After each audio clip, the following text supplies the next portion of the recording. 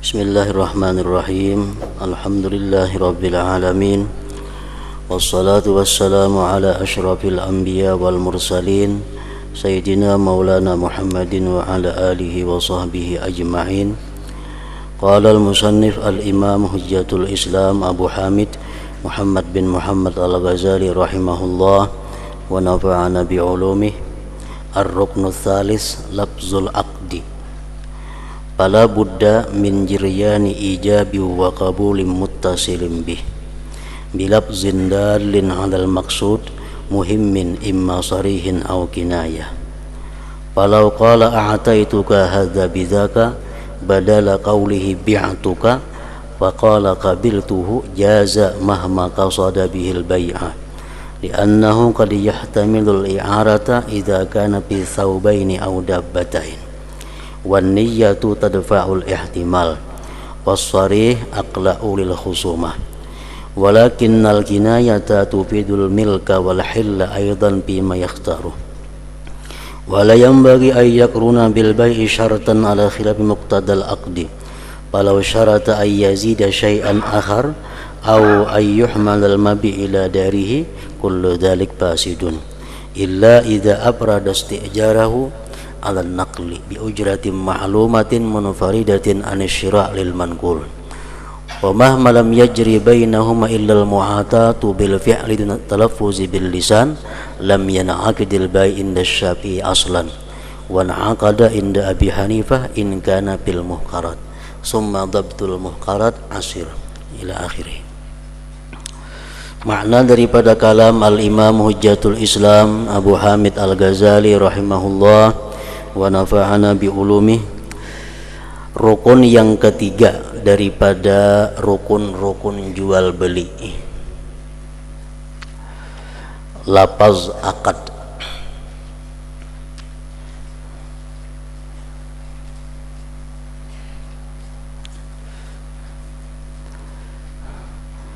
Maka tidak boleh tidak daripada berlakunya ijab dan kabul dalam setiap jual beli. Tidak boleh tidak, artinya mesti ada ijab dan kabul. Ijab seperti aku jual ini kopiah 10.000 rupiah, itu ijab. Kabul, pembeli menyahut aku tukar 10.000 rupiah.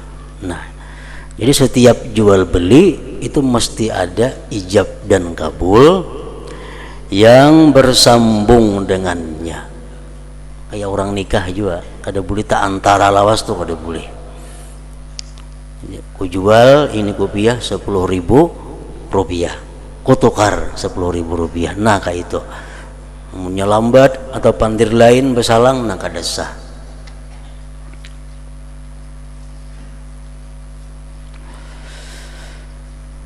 Berlakunya ijab dan kabul yang bersambung dengannya dengan lafaz yang menunjukkan atas yang dimaksud dan memberi paham. Ada kalanya jelas, sharih, atau sindiran atau kinayah. Lafaznya itu ada ketentuan-ketentuannya. Kalimat-kalimatnya sudah ada ketentuan-ketentuannya, macam orang kawin kan kalimatnya sudah ada, engkau aku nikahkan atau engkau aku kawinkan. Nah sama jual beli pun demikian, ada kalimat-kalimatnya yang mesti diucapkan. Kalimat itu menunjukkan atas yang dimaksud dan memberi paham. Yang jelas contohnya macam tadi, aku jual 1 biji kopiah 10.000 rupiah. Nah itu jelas.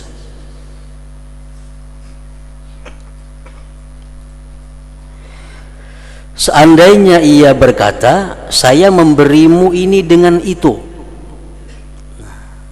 ini kopiah aku berikan kepada kamu dengan 10.000 rupiah. Lalu ia menjawab, saya menerimanya, maka hal itu boleh. Maka hal itu boleh manakala keduanya menghendaki jual beli dengan kata-kata itu.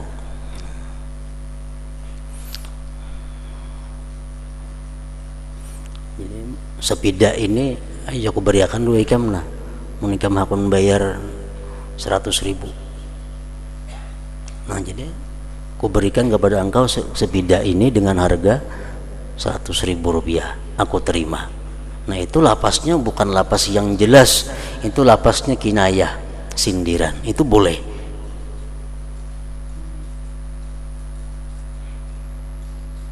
Atau ujar pembeli umpamanya, kopiahnya sagan engkau aja lah, kopiahnya sagan engkau aja. Ujar penjual, ayo ha 10.000. Nah itu kinayah juga ngarannya, boleh juga asal niatnya adalah jual beli.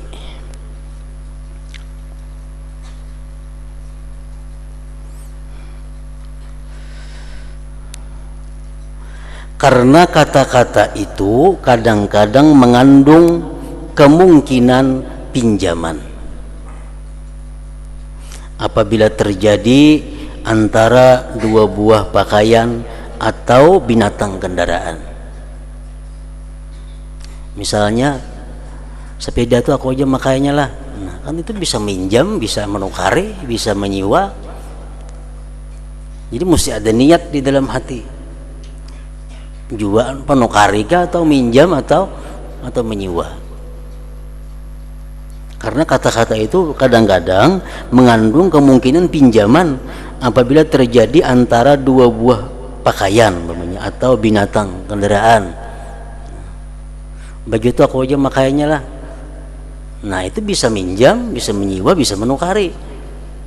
Kalau kita berakad dengan demikian boleh, cuman niat dalam hati mesti jual beli. Maka sama lawan talak, orang cerai, ikam ku talak 1, itu jelas ngarannya. Atau ikam ku cerai, itu jelas. Ada perlu niatan itu jatuh talak. Tapi kalau nya memakai kinayah, ikam bulik jauh rumah orang tua ikam situ, udah ketujuh lagi. Nah itu kata-katanya nyuruh bulik. Tergantung niat dalam hati. Bila niatnya itu menceraikan, jatuh talak. Bila yang kadang menceraikan, ya menyuruh bulik ke warah aja artinya. Ini diambil bahasa pulang niatnya.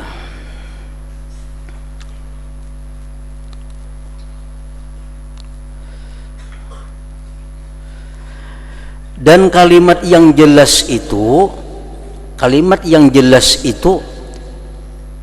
kutukar atau kujual, jelas ngarannya, itu lebih memutung pertengkaran.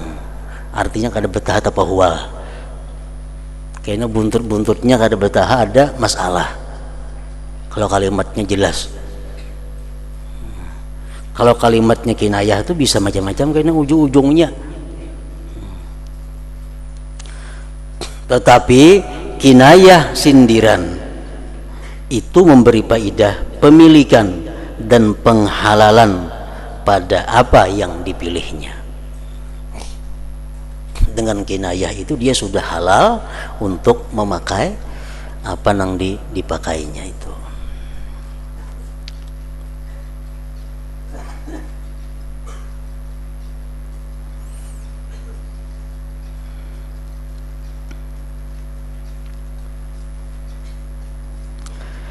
Dan tidak seyogianya untuk menyertakan syarat dengan jual beli menurut sesuatu yang berlawanan dengan apa yang dikehendaki akad. Artinya di dalam akad itu tidak boleh ada syarat-syarat nang kada berhubungan dengan jual beli, dan tidak seyogianya untuk menyertakan syarat dengan jual beli menurut sesuatu yang berlawanan dengan apa yang dikehendaki akad. Contohnya, Itu aku menjual lawan nikam sepeda itu 100.000, cuma jangan dijual ke lain lagi. Nah itu ada boleh. Bila sudah dijual, nak dibuang orang kah, diberikan orang kah, ada urusan lagi. Kalau kita memakai syaratnya lah, aku jual lawan ikam 100.000 sepeda itu, kamu ada boleh menjual ke lain lagi. Menjual lawan aku aja pulang ke ina, nah itu ada boleh. Bersyarat macam itu kada boleh.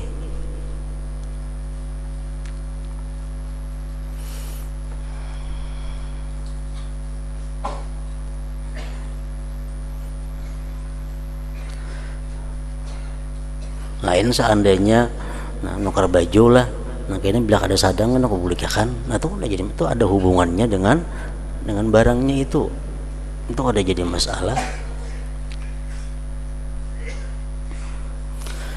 Seandainya ia mensyaratkan untuk menambah sesuatu yang lain,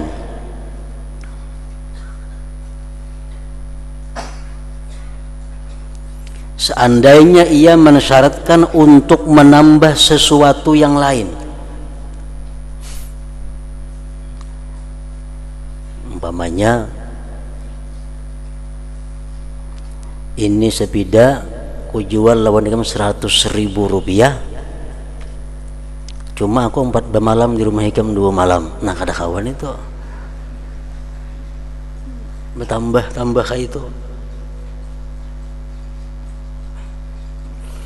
Seandainya ia mensyaratkan untuk menambah sesuatu yang lain atau membawa barang yang dijual itu ke rumahnya, ayo 100.000 aku tukari, cuma syaratnya antarakan ke rumah, nah itu kada boleh.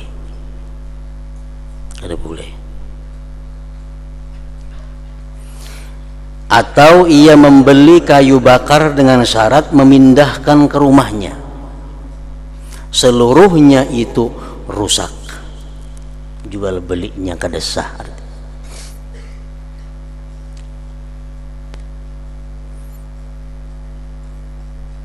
Jadi kita menjual barang, mamanya berapa harganya ini, itu 100.000, on atarnya nah kada sah tuh. 100.000 terima di tempat kada boleh, kada sah.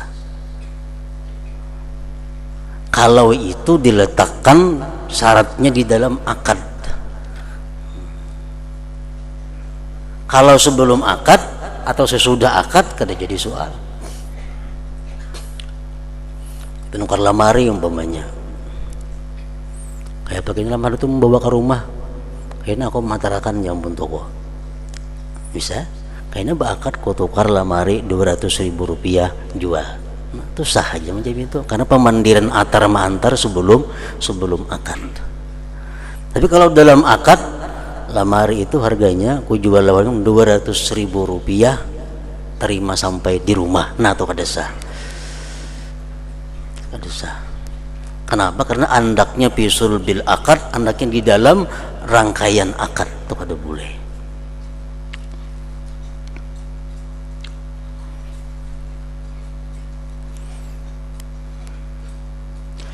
Kecuali apabila ia mengasingkan siwa pemindahan dengan ongkos yang diketahui, itu bisa.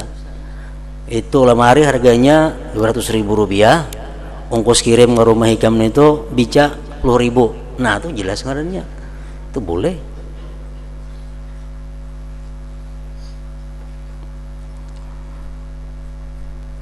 Dengan ongkos yang diketahui dan tersendiri, terpisah dari pembelian barang yang dapat dipindahkan.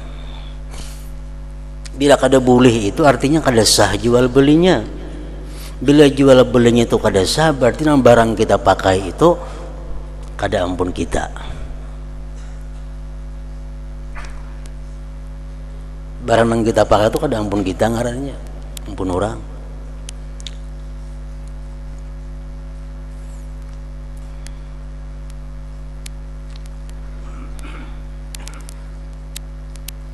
Nah, jadi jangan dibiasakan ongkos membawa barang itu digabungkan dalam harga satu buah barang menjadi sepaket lawan antaranya atau kada boleh.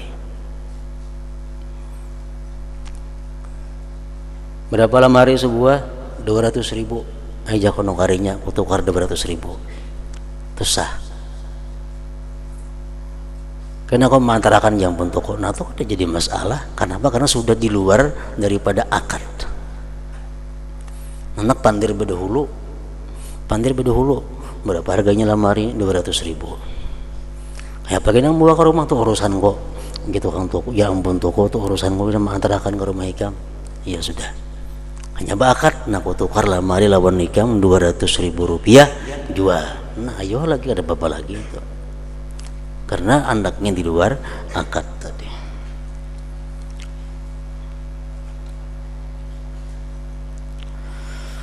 Manakala tidak berlaku di antara keduanya, penjual dan pembeli. Manakala tidak berlaku di antara keduanya, penjual dan pembeli, kecuali mu'atah, saling memberi, saling menyerahkan. Penjual menyerahkan barang, pembeli menyerahkan duit dengan perbuatan penjual mengukut duitnya, pembeli mengambil barangnya, bukan atau tanpa melapaskan dengan lisan. Kada ada akadnya, kada ada jual tukarnya, kada ada. Berapa harganya lemari itu? 200.000. Orang nggak ada pas unjuk duit beranai aja juga, nang menukari beranai juga, nang menjual beranai juga. Saya kong mengukut duitnya, saya kong mengambil lemarinya, kada ada suara apa-apa lagi, maka tidak sah sama sekali jual beli itu menurut Imam Syafi'i. Kada sah. Misalnya macam di toko-toko nangganal kan biasa barang-barang ada berharga sudah, macam susu misalnya sekian ribu, batikap ada harga. Nah, batikap ada harganya. Ini tapi ini baju sudah belibel ada sekian 100.000. Nah, berarti libelnya 100.000. Unjuk duitnya, mulik. Kada ada pandir apa-apa kada.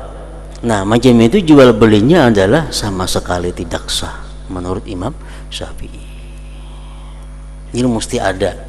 Ku jual itu tapi sarung atau baju takwa 100.000 rupiah, ku tukar.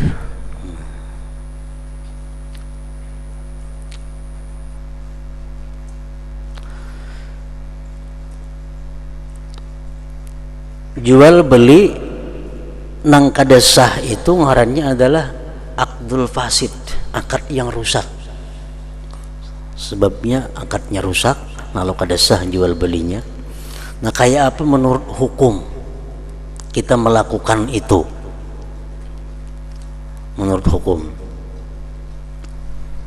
menurut pendapat Ibnu Hajar Al-Haytami di dalam kitab beliau namanya Al-Kabair, di situ beliau menyebutkan bahwa kita melakukan perbuatan seperti itu adalah dosanya besar dan apa yang kita pakai itu tidak halal dan akan dituntut di akhirat.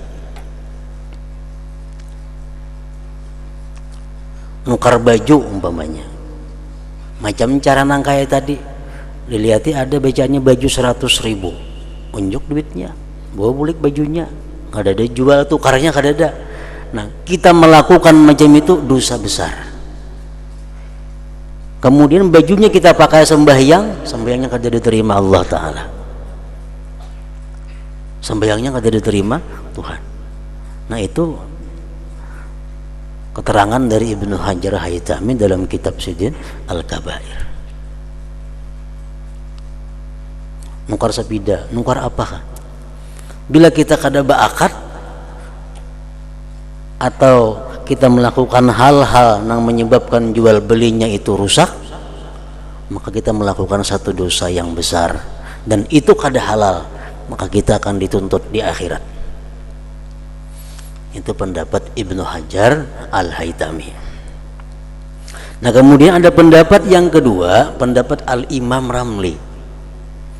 Imam Ramli mengatakan bahwa orang-orang yang melakukan akad seperti tadi, jual beli cuma kada akad contohnya, dia melakukan dosa, tapi dosa kecil. Dan di akhirat dia kada akan dituntut. Di akhirat dia kada dituntut. Artinya yang dipakai itu halal aja. Ini pendapat Imam Ramli. Nah, apa artinya, apa hikmahnya ini perbedaan pendapat dua ulama ini? Nah, hikmahnya adalah orang-orang yang hendak apik, hendak wara dalam agamanya, umpat Ibnu Hajarnya. Nah, orang-orang yang hendak nyaman, hendak ambil inting, umpat Imam Ramli.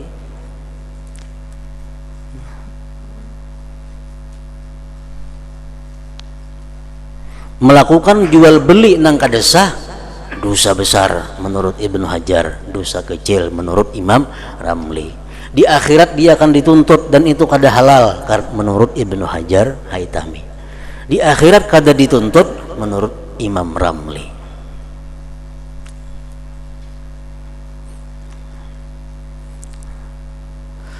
Nah, manakala tidak berlaku di antara keduanya kecuali mu'atah, saling memberi dengan perbuatan bukan melafazkan dengan lisan, maka tidak sah sama sekali jual beli itu menurut Syafi'i. Sama terima kasih, sama kita nukar barang, unjuk duitnya terima kasih, gitu orang jual itu sama dengan kada akad. Karena terima kasih itu apa artinya? Orang kawin terima kasih maulah, jam ku nikahkan dengan pulang bin pulang dengan 50.000 rupiah, terima kasih maulah itu. Ada sah. Yang sama jual beli pun ada sah juga terima kasih.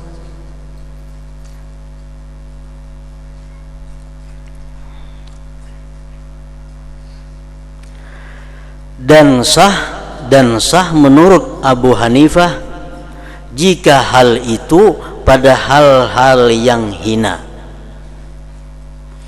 Abu Hanifah dalam satu kaul beliau, satu kaul, sah jual beli itu tanpa akad, tanpa ku jual ku tukaran itu, nah mbak unjuk duitnya ambil barangnya, sah menurut satu kaul Abu Hanifah apabila nang ditukaran itu barang-barang yang hina, barang-barang yang hina.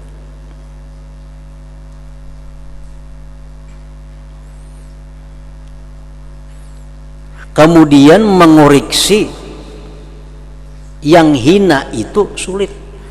Kayak apa dimaksud barang-barang hina tuh? Nang boleh kita kada berjual bertukar kada berakad itu.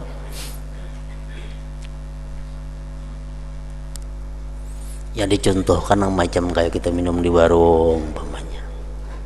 Minum di warung, minum dulu, makan. Berapa kayaknya bayarnya sekian.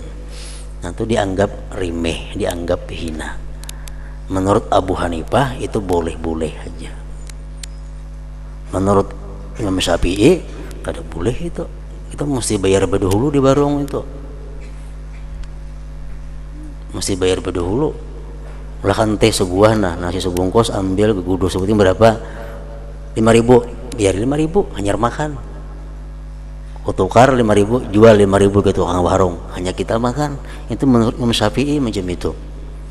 Nah, Imam Abu Hanifah menurut salah satu kaul beliau boleh aja macam itu tanpa ada ijab dan kabul, tanpa ada jual tukaran itu.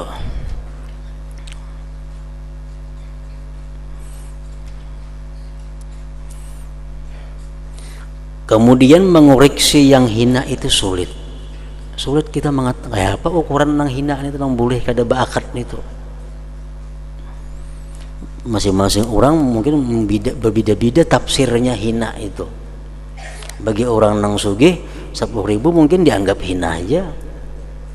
Bagi orang nang kada berduit 10.000 mulia bananya. Nah jadi mengoreksi hina itu sulit.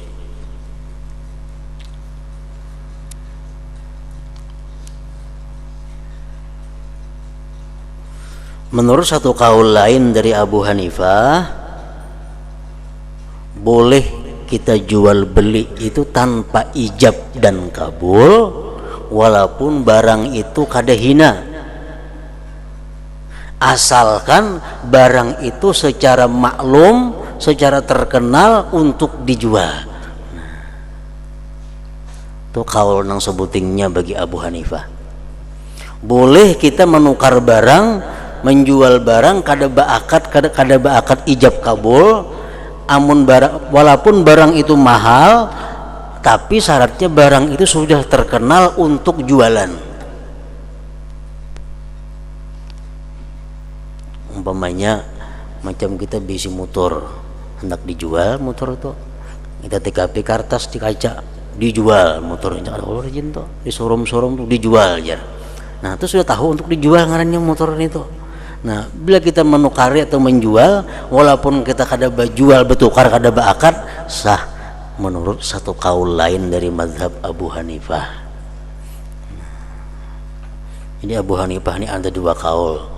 Satu, boleh kada beijab bakabul kalau barangnya hina.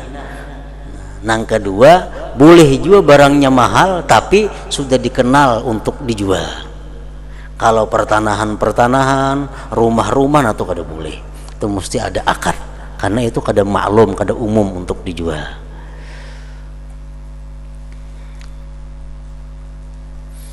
Misalnya kita bisi sepeda motor atau kita bisi motor,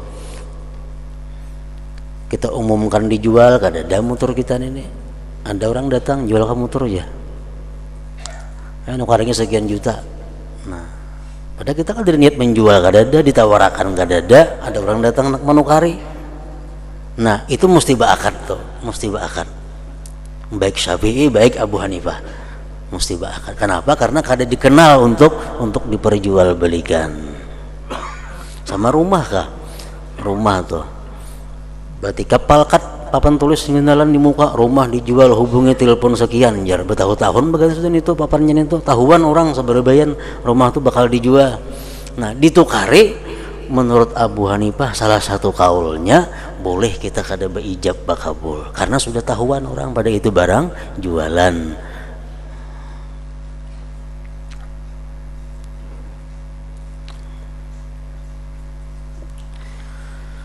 Nah, menurut satu kaul Abu Hanifah yang lain tadi, barang yang hina aja boleh nang kada beakad tuh. Kita nukar teh sebungkus umpamanya, nukar gula seperapat, nah tuh boleh aja kada beakad karena itu remeh.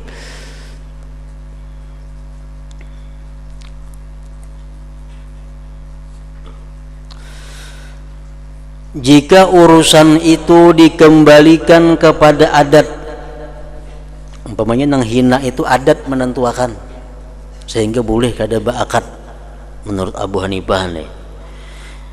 Jika urusan itu yang hina tadi dikembalikan kepada adat, maka orang-orang telah melampaui barang-barang rimih dalam mu'atah saling memberi. Namun diserahkan kepada adat yang menentukan rimihnya itu kadang-kadang keliwatan kaina. Nang larang daripada akan rimih juga.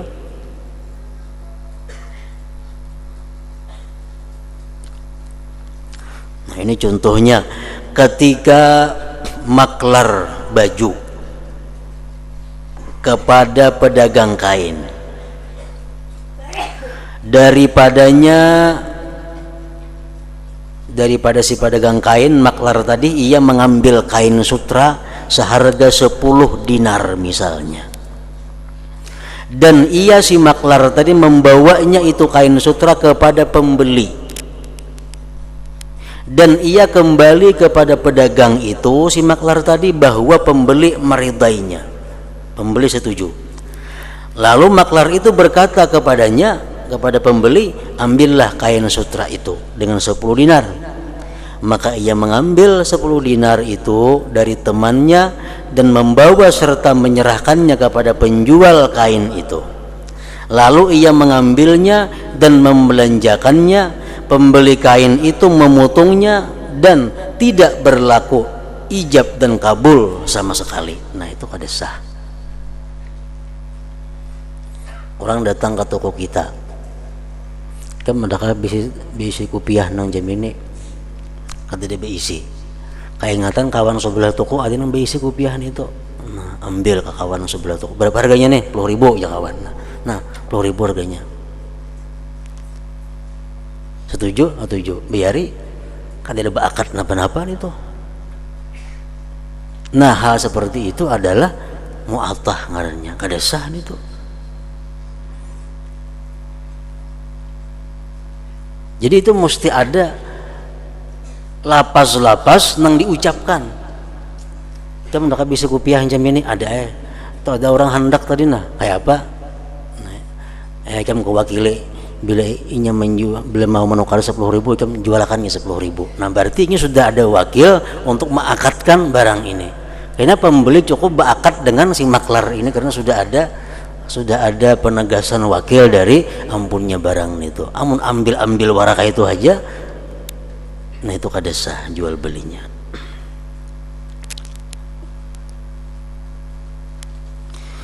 Demikian juga orang-orang yang bersiap-siap calon pembeli di toko pedagang, lalu ia menawarkan barang harganya 100 dinar misalnya pada siapa yang bersedia menambah.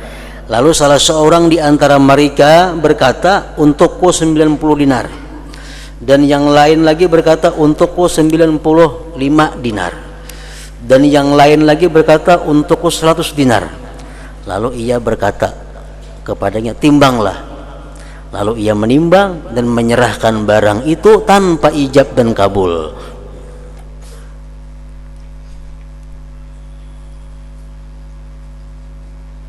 Barang ini asal jangan kurang pada 100.000 ku jual. Aku 90 aja wani jangan saya kong. Aku 95. Aku 100 wani. Unjuk. Kada dia aku tukar aku jualnya. Nah itu ngarannya kada sah jual. Adat-adat terus menerus dengannya. Ini adalah kesulitan yang tidak menerima pengobatan. Maksudnya kesulitan yang tidak bisa diobati. Nah, ngalih obatnya itu. Di mana-mana sudah berlaku jual beli ini sulit ngalih menjadi yang bujur-bujur beakad itu.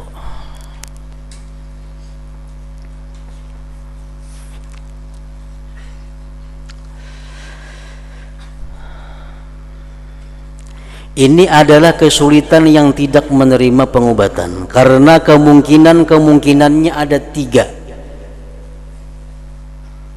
yaitu pertama,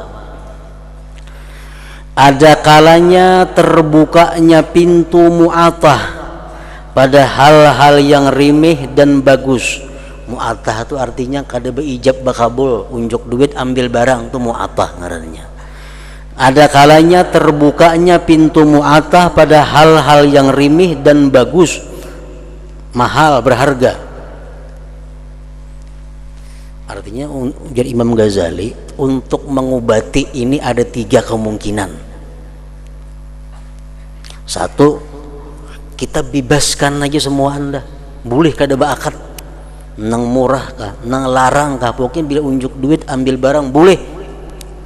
Dan itu adalah mustahil. Ada kawan boleh akan kah itu? Karena padanya jual beli terdapat pemindahan milik tanpa lapas yang menunjukkan atasnya. Padahal Allah menghalalkan jual beli, sedangkan jual beli itu adalah nama bagi ijab dan kabul, dan tidak berlaku dan tidak disebut jual beli terhadap perbuatan penyerahan dan penerimaan semata.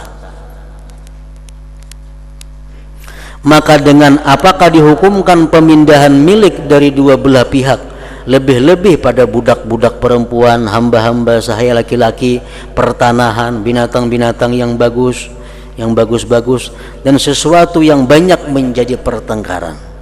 Karena bagi orang yang menyerahkan berhak untuk mencabut kembali, seraya ia berkata, saya menyesal dan saya tidak menjualnya karena tidak keluar daripadaku kecuali semata-mata penyerahan, dan itu bukan jual beli.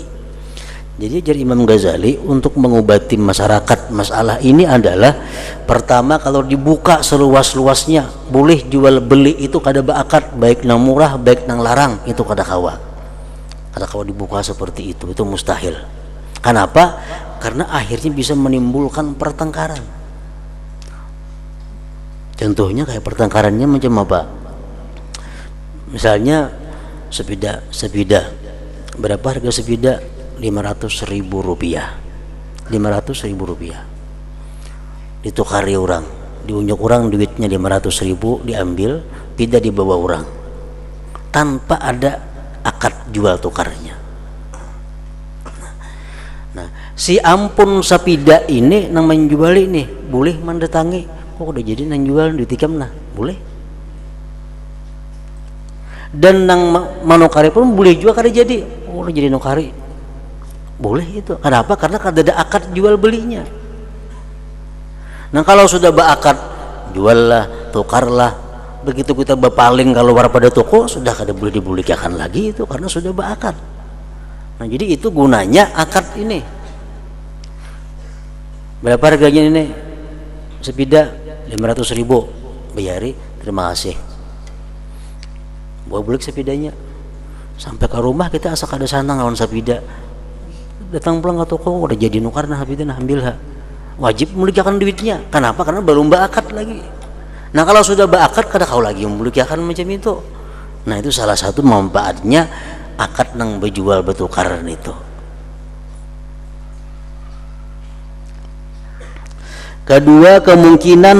Kemungkinan kedua adalah menutup pintu secara keseluruhan, sebagaimana yang dikatakan oleh Imam Syafi'i rahimahullah, daripada batalnya akad. Kalau kita umpat pendapat Imam Syafi'i, nang barang murah, barang larang mesti ada ijab kabul. Walaupun nukar nang salawi rupiah mesti ada jual tukar. Bila kada jam itu kada sah. Kalau itu pendapat kita umpati jadi Imam Ghazali, terdapat kesulitan, sulit. Dikit bakar, halus bakar juga.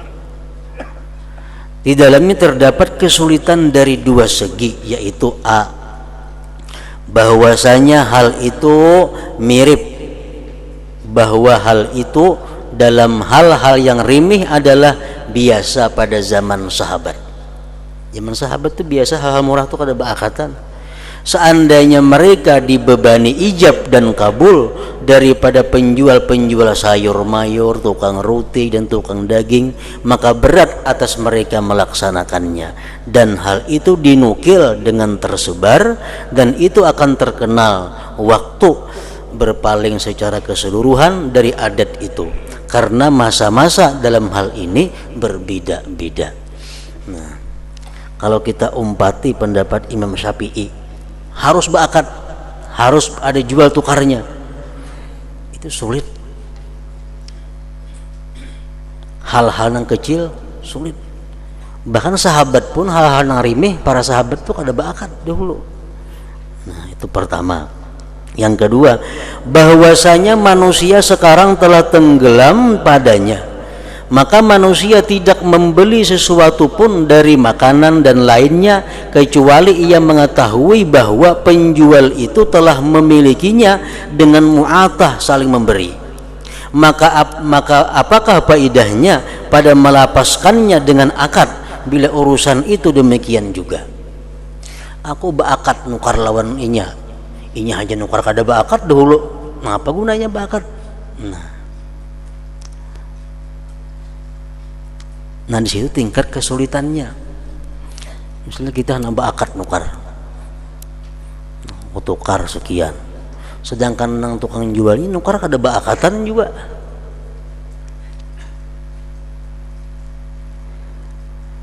Jadi sudah mulai atasnya sudah mulai kada sah dahulu.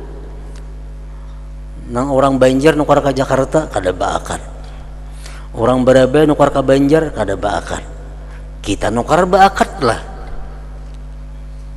Tukari barang nang kada sah sudah, jadi baik ada beakatan nah sama sekali juga nah sama akan semua. Maka apakah faedahnya pada melapaskannya dengan akad bila urusan itu demikian juga? Nah di situ kemungkinan kesulitannya. Kemungkinan yang ketiga adalah dipisah antara barang-barang yang rimih dan selainnya. Nah sebagaimana pendapat Imam Abu Hanifah rahimahullah, ketika itu sulit menentukan dengan tepat mengenai hal-hal yang rimih, dan sulit segi pemindahan milik tanpa lafaz yang menunjukkan kepadanya.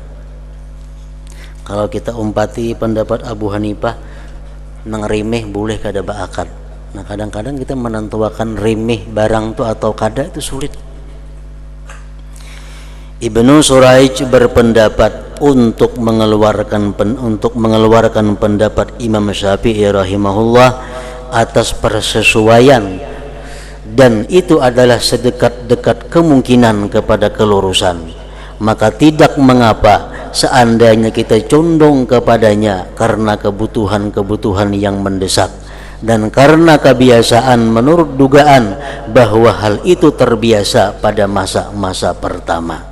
Ibnu Suraij salah seorang ulama besar pengikut Imam Syafi'i. Beliau mengatakan kita kadang mengapa umpat kepada mazhab Hanafi nang membolehkan kada ba'akad dalam hal-hal barang yang remeh-remeh tadi.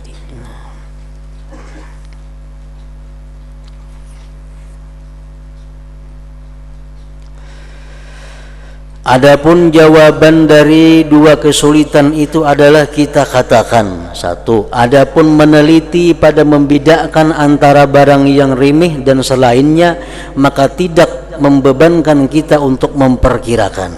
Sesungguhnya hal itu tidak mungkin, tetapi hal itu mempunyai dua segi yang jelas karena satu, tidak samar bahwa, artinya jelas, membeli sayur mayur, sedikit buah-buahan, roti dan daging termasuk bilangan yang remeh, yang padanya tidak terbiasa kecuali mu'atah saling memberi.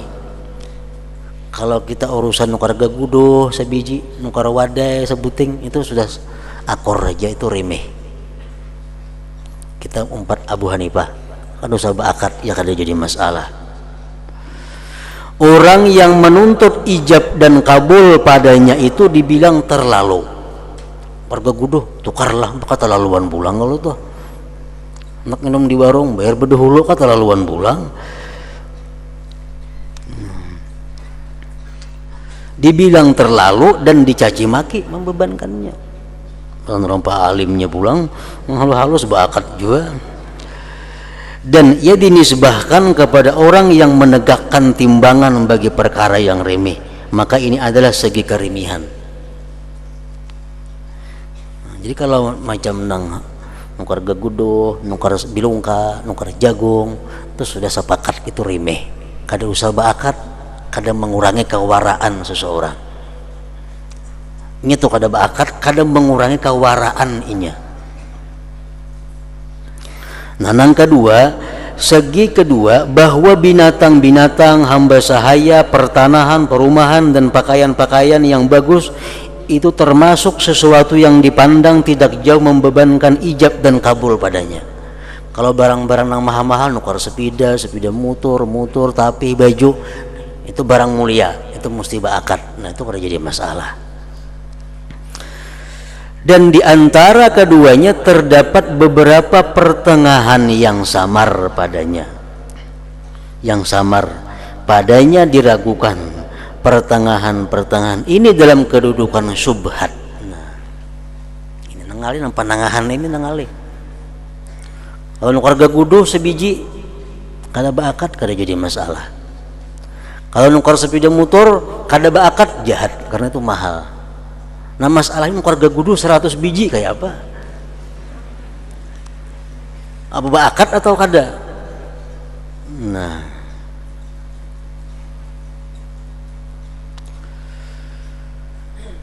nang remeh nyaman aja mengetahui, nang mahal nyaman aja, nang menangah-nangah nangali. Maka kewajiban bagi orang yang beragama untuk condong kepada berhati-hati padanya. Seluruh ketentuan-ketentuan syarak pada apa yang diketahui menurut adat adalah demikian juga, terbagi kepada segi-segi yang jelas dan pertengahan-pertengahan yang sulit. Yang kedua, menuntut sebab pemindahan milik, yaitu menjadikan perbuatan dengan tangan dengan mengambil dan menerima sebab milik, mengkabat. penjual mengkabat duitnya, pembeli mengkabat barangnya, karena lapas itu tidak menjadi sebab bagi ain zatnya, tetapi untuk menjadikan petunjuk sebab itu.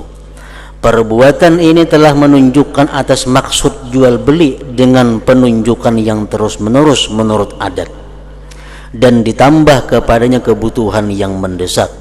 Adat orang-orang dahulu dan berlakunya seluruh adat itu dengan menerima hadiah-hadiah tanpa ijab dan kabul dengan bertasarruf padanya. Apakah perbedaan antara adanya gantian atau tidak ada gantian padanya? Kalau hadiah itu kada jadi mas, orang berhadiah sepeda motor, musik kada diterima, ku terima, musik kada macam itu, ya kada apa-apa juga. Jadi ada perbedaan antara hadiah dan jual tukar. Karena milik itu pasti dipindahkannya juga pada pemberian. Hanya saja adat yang terdahulu tidak membedakan pada hadiah antara barang remeh dan berharga. Bahkan menuntut ijab dan kabul itu dipandang buruk padanya hadiah itu, bagaimanapun adanya, baik yang murah maupun yang mahal. Sedangkan pada barang yang dijual itu tidak dipandang jahat pada selain barang remeh. Mengenai akad tadi, ini adalah apa yang kami pandang seadil-adil kemungkinan. Dan kewajiban orang yang wara, yang beragama itu tidak meninggalkan ijab dan kabul untuk keluar dari subhatnya perbedaan pendapat. Maka tidak seyogianya ia enggan terhadap hal itu, karena penjual telah memilikinya tanpa ijab dan kabul. Kalau usah gini bakat nih gini orang ada bakat juga, nah itu kada kawat diulah alasan, karena hal itu tidak diketahui secara pasti. Barangkali ia membelinya dengan ijab dan kabul. Nah, jika ia hadir ketika membelinya atau penjual mengakuinya, maka hendaklah ia mencegah daripadanya dan hendaklah ia membeli daripada selainnya. Amun kita tahu persis, tahu jelas bahwa penjual ini nukar itu nya kada bakat, kita kada boleh nukarinya.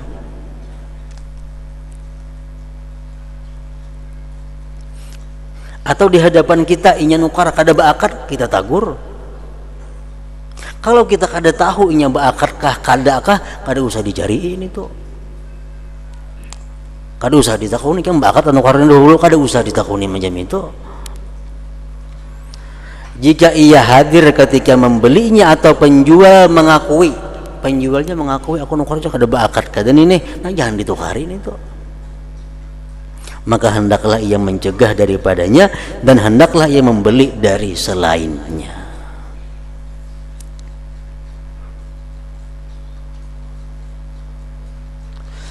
Jika sesuatu itu remeh sedangkan ia perlu kepadanya, maka hendaklah ia melapaskan ijab dan kabul.